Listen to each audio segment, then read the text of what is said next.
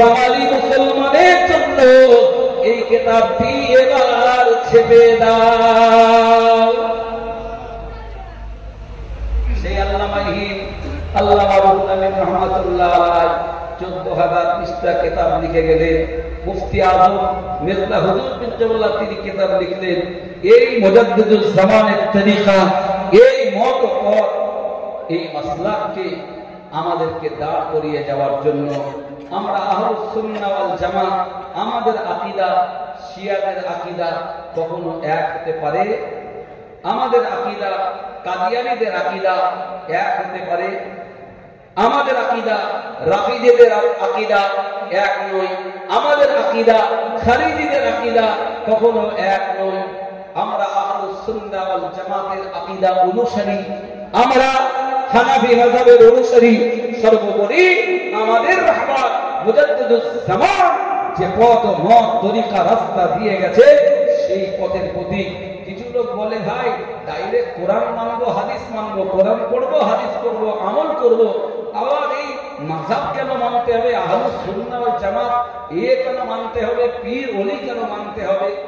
Direct রাস্তা করবো, সেই রাস্তায় দিল্লি যাব। আর আপনাদের এই জায়গাটার নাম কি? পীরগাছার কোন লোক, ধনী লোক, অর্থশালী লোক, ক্ষমতাশালী, প্রভাবশালী, আর ওনারা একটু সব জেগেছে দিল্লি যাব। কোথায় যাব? কোথায় যাব? দিল্লি। বলছে আপনি যদি ফ্লাইটের টিকিট কাটেন তো 1 ঘন্টা 45 মিনিট সময় দিল্লি যাবে। উনি বললেন না, আমি পরের ফ্লাইট চড়বো না, পরের ফ্লাইট আমি যাব না। আমি ফ্লাইট নিজে একটা বানাবো, তৈরি করব।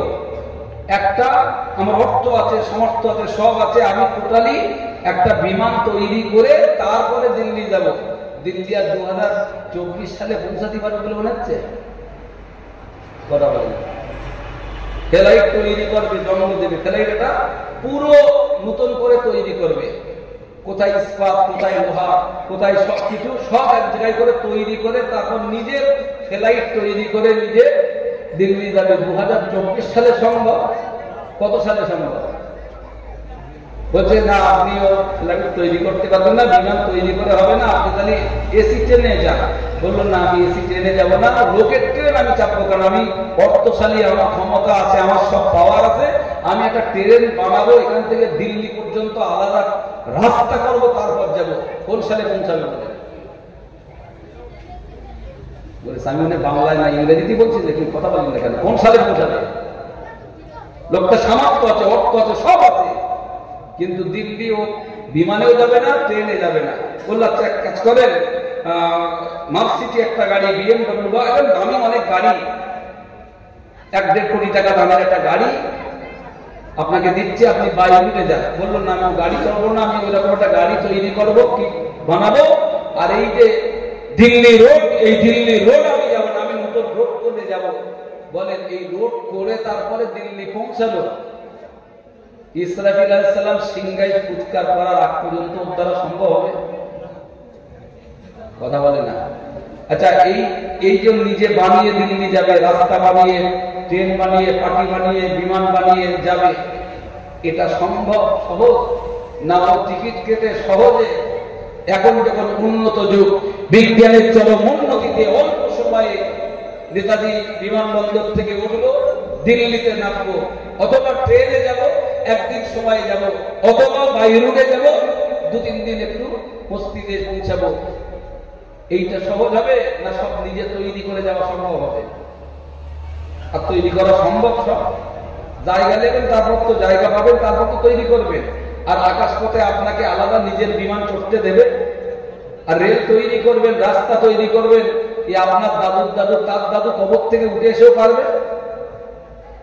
যারা আজকে ভাবছো কোরআন মানবো, হাদিস মানবো, শুনে রাখো মুসলমান, যারা সেই সাহাবা কেরাম থেকে, তাবা তাবেঈন থেকে, ইমাম মুজতাহিদ থেকে, সেই জামানা থেকে আজ পর্যন্ত 1400 বছর ধরে জান্নাতের রাস্তা তৈরি করে গেছে, জান্নাতের গাড়ি দিয়ে গেছে, জান্নাতে যাওয়ার বিমান, জান্নাতে যাওয়ার রেল অথবা গাড়ি যাই বলে, এই পথ এই তরিকায় রাস্তা যারা দিয়ে গেছে, এখনকার এলাকার কোন জ্ঞানী গুণী পণ্ডিত যদি মনে করে সব বাদ দিলাম, পীর বুজুর্গ ওলি আল্লাহ রাস্তা মানি না, ইমাম মুস্তাহিদের রাস্তা মানি না, মুহাদ্দিস মুফাসসির ফকিহ যারা বলেছে মুসান্নিফ তাদের কথা মানি না, আমি নিজে কোরআন পড়বো, নিজে হাদিস পড়বো, নিজে মত তৈরি করব, নিজের রাস্তা তৈরি করে কোরআন হাদিস বুঝে জান্নাতে যাব, এ কি এর লাইফে সম্ভব?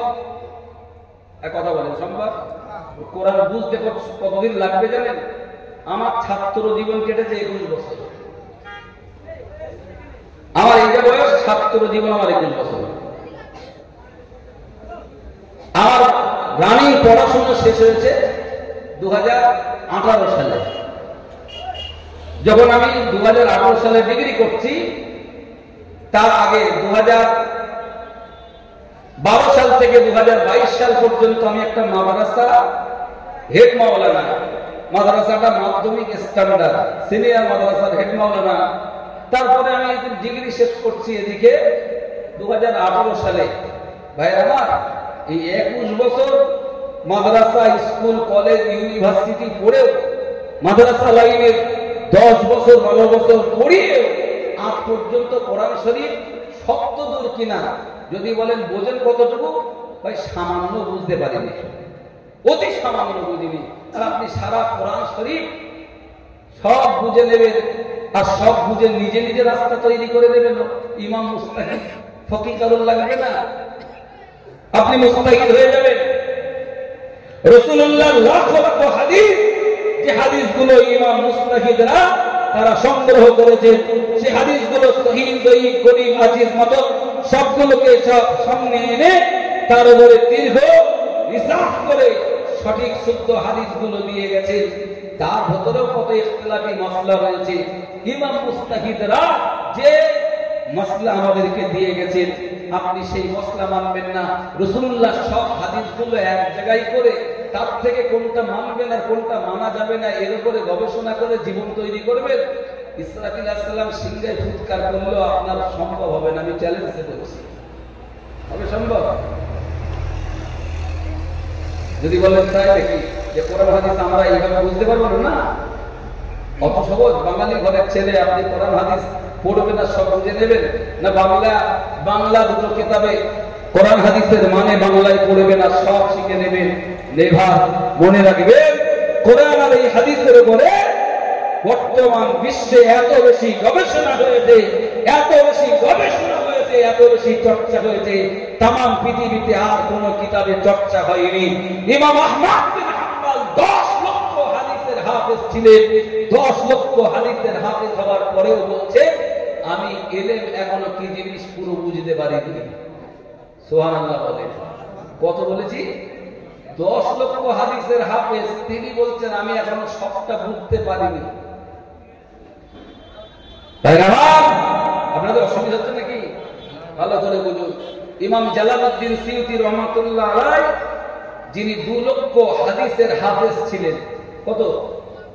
2 লক্ষ হাদিসের হাফেজ সনদ সহ, যিনি তাফসীরে জালালাইনের অর্ধেক অংশ 40 দিন লিখেছেন, যিনি তার জীবনে 500 কিতাব লিখেছেন, যিনি মাত্র 8 বছর বয়সে কোরআনের হাফেজ হয়েছিলেন, কোরআনের হাফেজ হয়েছেন 8 বছর বয়সে, যিনি 16 বছর বয়সে ইলমে দ্বীনের যত ফান আছে, যত বিষয় আছে, যত সাবজেক্ট আছে, সমস্ত সাবজেক্টের জ্ঞান অর্জন করেছিলেন 16 বছর বয়সে।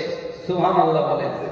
ইলমে দ্বীনের যত সাবজেক্ট আছে, কোরআন, হাদিস, ইজমা, কিয়াস, উসুল, ফিকহ, আকায়েদ ইত্যাদি যত রকমের বিষয় 16 বছর বয়সে তিনি সবটা অর্জন করলেন। 16 বছর বয়স থেকে তিনি ফতোয়া দিতেন। সেই জামানার যত বড় বড় আলেম ফতোয়া দেওয়ার আগে ইমাম জালালউদ্দিন সিয়ুতী রহমাতুল্লাহ আলাইহির দিকে তাকিয়ে থাকতেন, উনি কি ফতোয়া দেন। কারণ ওনার মতো পণ্ডিত, ওনার মতো জ্ঞানী এই জামানায় আলেমান নেই। সেই জামানার আলেমরা বলতেন মুসলমান, উনি শিক্ষকতা করেছেন, 14 বছর 16 বছরের পর থেকে 40 বছর পর্যন্ত কর্মজীবন।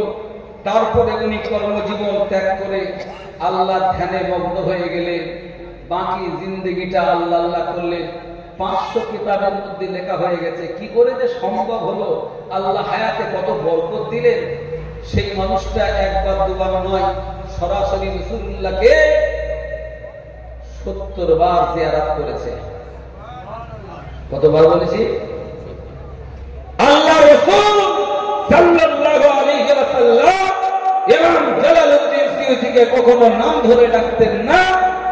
যখনই ডাকতেন, ওনার জীবনীতে লেখা আছে, বলতেন ইয়া শাইখুল হাদিস, হে আমার হাদিসের উস্তাদ, হাদিসের পণ্ডিত। অথবা বলতেন ইয়া শাইখুস সুন্নাহ, হে আমার সুন্নতের শাইখ।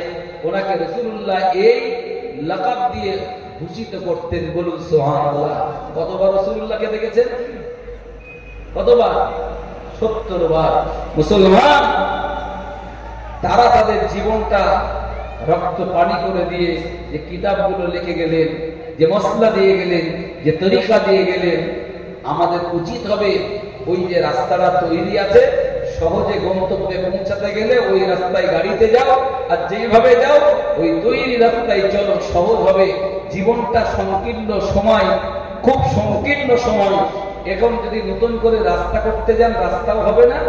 আর ওই বসিরহাট তো দূরের কথা, কদমগাছি পর্যন্ত রাস্তা করে তারপর যাওয়া সম্ভব নয়। ওই রাস্তাটা বাদ দিয়ে রাস্তা করবেন কি? হয় কারো বাড়ি ভাঙতে হবে, না কারো জায়গা দখল করতে হবে। কেউ দেবে? মুসলমান ছেলেরা, যুবকেরা, মুরব্বীরা, মা বোনেরা, কান খুলে শুনে রাখেন। হজের মজলিসে বসেছেন। আমার আগে ভাইজান হুজুর তিনি ওয়াজ করতেছিলেন।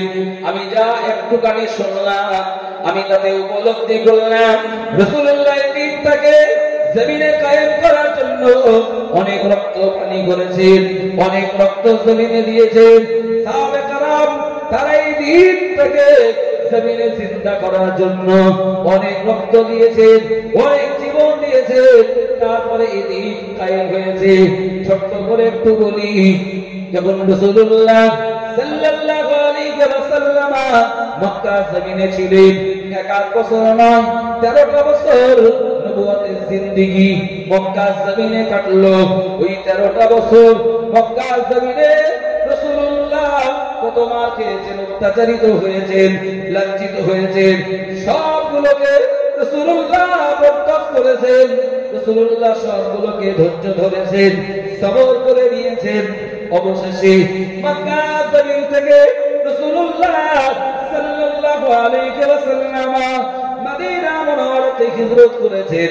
মদিনা মুনাওয়ারাতে হিজরত করে সত্যিতে 1 বছর কাটালেন।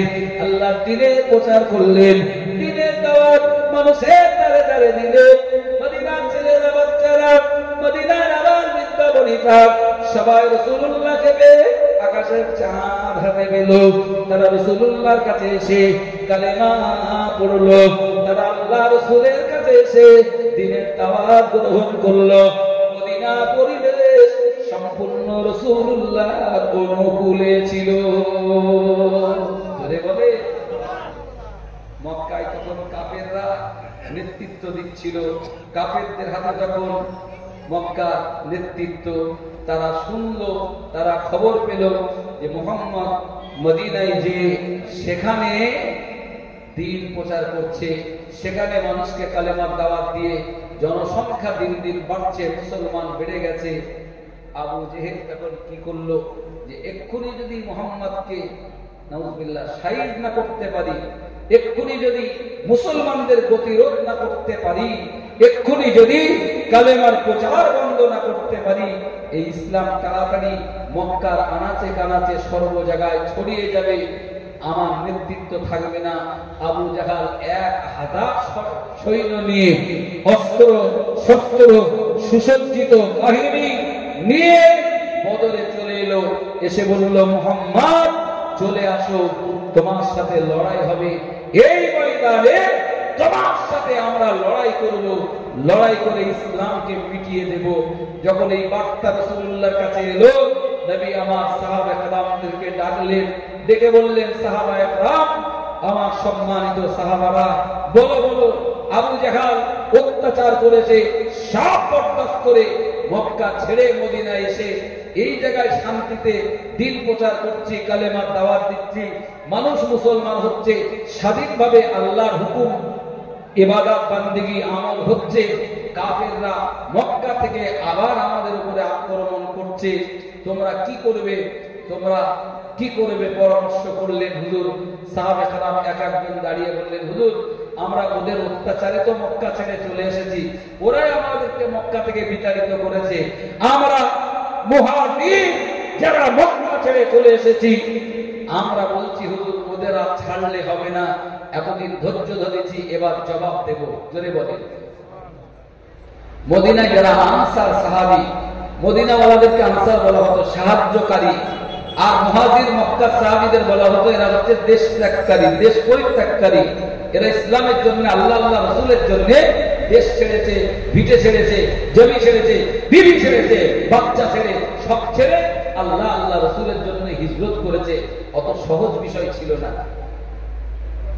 মুসলমানের ছেলেরা, এই যুবকরা, মুরব্বিরা, মা বোনেরা, কান খুলে শুনুন, আল্লাহ নবী আনসারদের মতামত নিলে, মুহাজিরদের মতামত নিলে কি করা যায় বলো। সাহাবা আনসার এবং মুহাজিররা বললেন, ইয়া রাসূলুল্লাহ, ইয়া হাবিবাল্লাহ, আপনি চলুন, আমাদেরকে নিয়ে চলুন, আপনি আমাদেরকে যা নির্দেশ দেবেন আমরা আমাদের শেষ রক্তবিন্দুটা দিয়ে আল্লাহর দ্বীন ইসলামকে জমিনে কায়েম করব। যদি হবে না সুবহানাল্লাহ, একটু মহব্বত করে বলেন না সুবহানাল্লাহ। আমরা শেষ রক্ত দিয়ে হলেও, জীবন দিয়ে হলেও আমরা দ্বীন কায়েমের লড়াই করব। হুজুর আমরা শুনেছি মুসা আলাইহিস সালাম যখন ফেরাউনের সঙ্গে লড়তে গেলেন, যুদ্ধ করতে যাবে, সেই দিন ফেরাউনের সঙ্গে লড়াই করার জন্য যখন প্রস্তুতি নিচ্ছিলেন, তখন মুসা নবীর উম্মতগুলো বলেছিল কি জানেন, ইযহাব আনতা ওয়া রাব্বুকা ফাকাতিলা ইন্না হাহুনা কাঈদুন। ও মুসা, তুমি আর তোমার মালিক আল্লাহ দুইজন যাও, ফেরাউনের মতো শক্তিশালী একটা খোদা দাবি করা ওই বিশাল পাওয়ারফুল বাদশার সাথে আমরা লড়তে যেতে পারবো না। আমরা এমনি আল্লাহ মানে, নবী মানে, ঠিক আছে, তারা আল্লাহকে মানে, নবীকে মানে, কিন্তু আল্লাহ নবীর নির্দেশ মেনে মুসা সালামের সাথে হয়ে ফেরাউনের সঙ্গে লড়তে যায়নি। আমার রাসূল সেই ইতিহাসটা যখন শোনালেন, সাহাবা কেরাম বললেন,